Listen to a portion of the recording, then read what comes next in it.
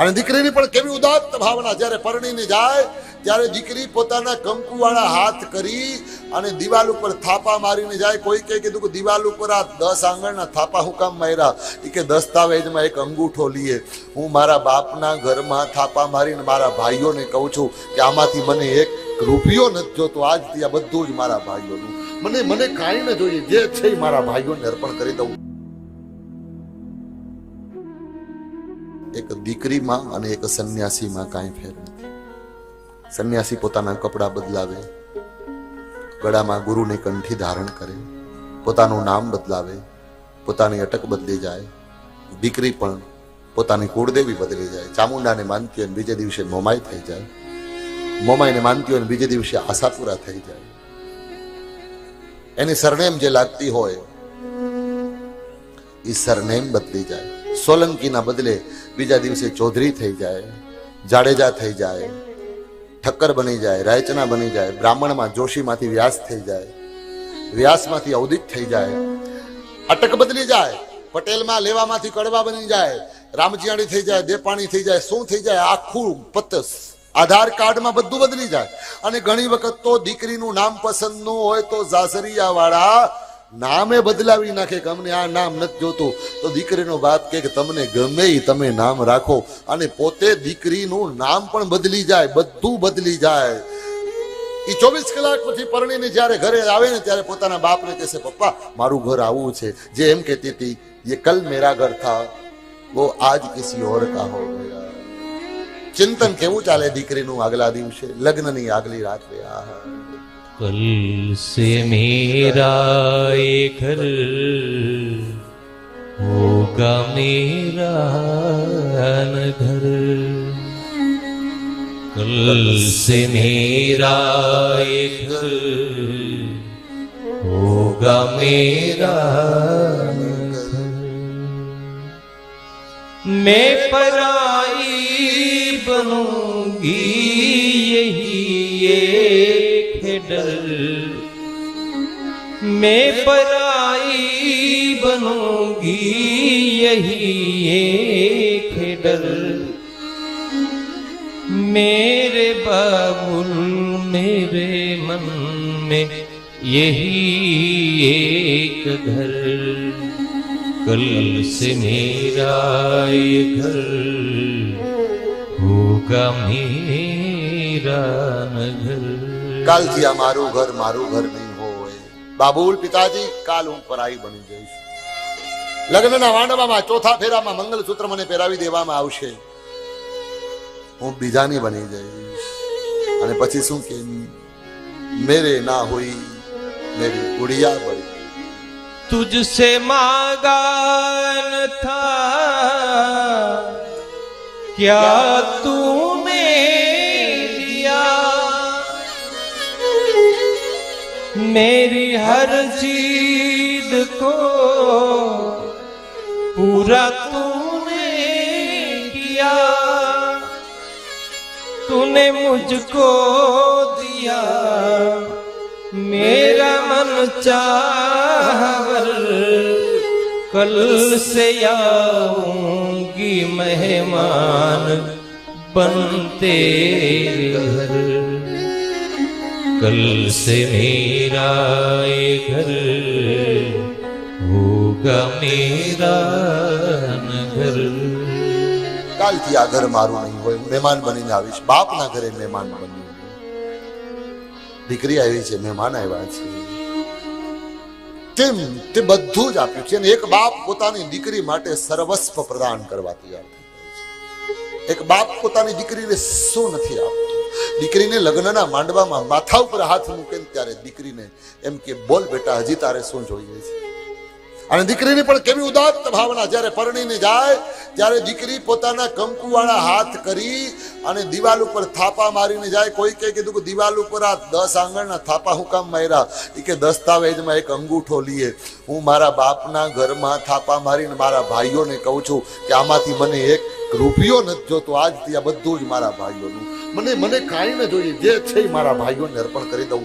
ઘૂંઘટો તાણી લે. કોઈ કે હજી તો તારા બાપનું ઘર છે, ઘૂંઘટો શું કામ તાણી લીધો છે? બેટા, સાસરામાં જા ત્યારે ઘૂંઘટો તાણજે. ત્યારે દીકરી ઘૂંઘટો તાણીને એમ કહે છે કે મારી નજર મારા બાપની સંપત્તિને ન લાગી જાય ને એટલા માટે હું ઘૂંઘટો તાણી લઉં છું. આ બધું મારા બાપનું છે બસ.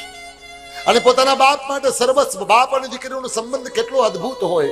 એક દીકરી લગ્નના આગલા દિવસે પોતાના બાપ પાસે આવી મહેંદી કરાવીને પછી પૂછે છે, જુઓ તો પપ્પા, મારા હાથમાં મહેંદીનો કલર કેવો આવ્યો છે? એ મહેંદી વાળા દીકરીના હાથ જોયા. દીકરીના માથા ઉપર હાથ મૂકીને બાપે એટલું કીધું, બેટા, તું એવી છો ને કે તારા ઉપર બધા રંગ સારા જ આવે. તું છો કેવી સુંદર, લક્ષ્મી જેવી લાગે છે, જગદંબા જોગમાયા જેવી તું લાગે છે.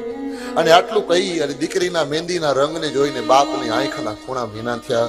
બાપની આંખમાંથી અશ્રુનું બિંદુ નીકળ્યું. ત્યારે દીકરીએ પોતાના બાપનો કરડાઈ ભર્યો ચહેરો જોયો તો, ખુમારી વાળો ચહેરો જોયો તો. એણે કોઈ દિવસ પોતાની બાપની આંખમાં આંસુ નહોતા જોયા.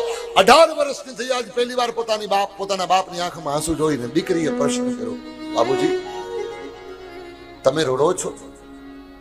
હા બેટા, મેં તમને કોઈ દી રડતા જોયા નથી. તમારો વટ કેટલો છે ગામમાં અને તમે રડો છો? બેટા, આજે મારે રડવું નથી, પણ હું મારું રોવું અટકાવી નથી શકતો. મને આંસુ આવી જાય છે. દીકરી બાપાની પાસે બેસી હાથમાં હાથ લઈને પૂછે છે, પિતાજી સાચું કહેજો, તમે જીવનમાં કેટલી વાર રોયા? મેં જોયું જ્યાં દાદી મરી ગઈ ને ત્યારે તમે નહોતા રોયા.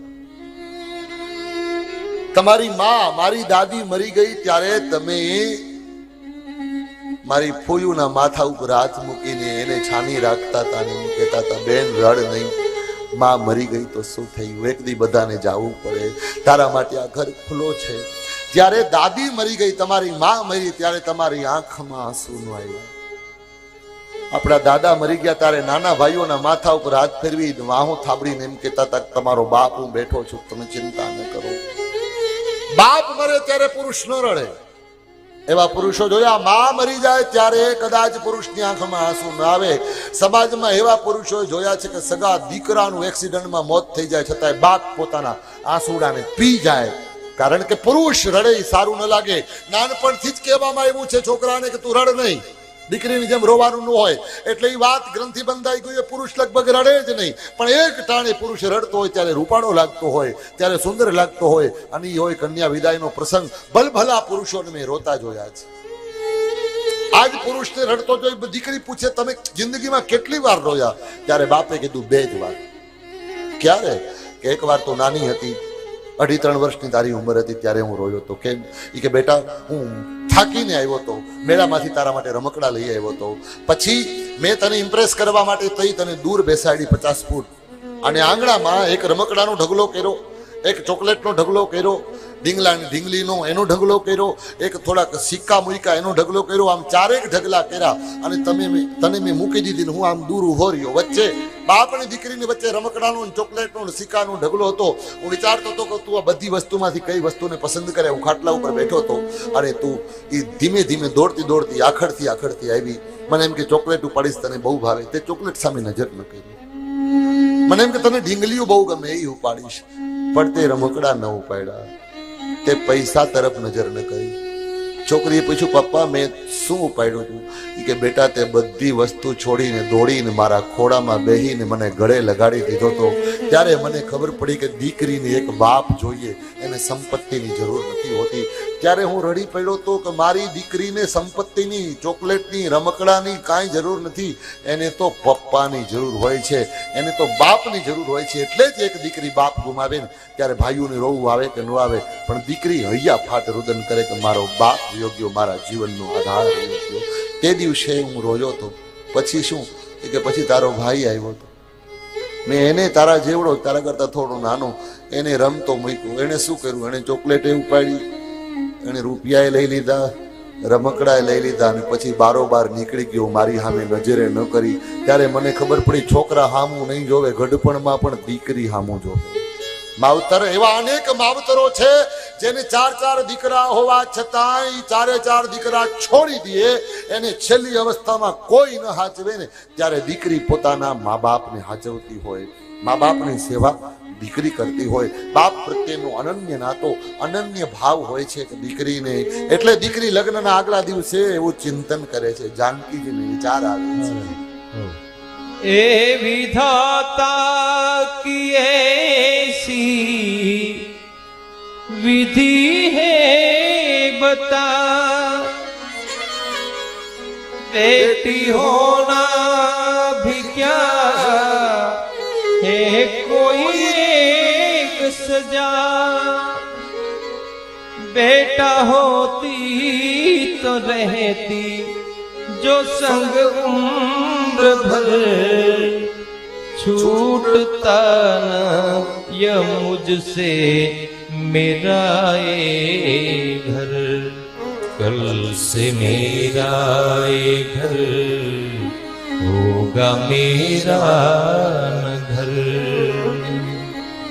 कल से मेरा ये घर होगा मेरा न घर, मैं पराई बनूंगी यही एक है डर, मेरे दिल में है बाबुल यही एक घर, कल से मेरा ये घर होगा मेरा. બાપની ઇજ્જતનું સૌથી વધારે કોઈ ધ્યાન રાખતું હોય તો દીકરી રાખતી હોય છે. ઘણી દીકરીઓને મેં જોઈ છે, જમાઈ દારૂડિયો હોય, મારકૂટ કરતો હોય, ધંધો ન કરતો હોય, પોતે મજૂરી કરે, અરે ગમે એવી પરિસ્થિતિમાં જીવન જીવતી હોય. આપણે કહીએ કે બેન આવા સાથે રહ્યો છો, એના કરતાં તો છૂટાછેડા આપીને વ્યા જાવ, તો દીકરીનો જવાબ આપે, જવાબ આપણે સાંભળીએ ને દીકરી એમ કે મહારાજ હું છૂટાછેડા આપું તો સમાજમાં મારો બાપ જીવી ન શકે, મારા બાપની ઇજ્જત માટે થઈને હું આની સાથે આખી જિંદગી કાઢવા તૈયાર.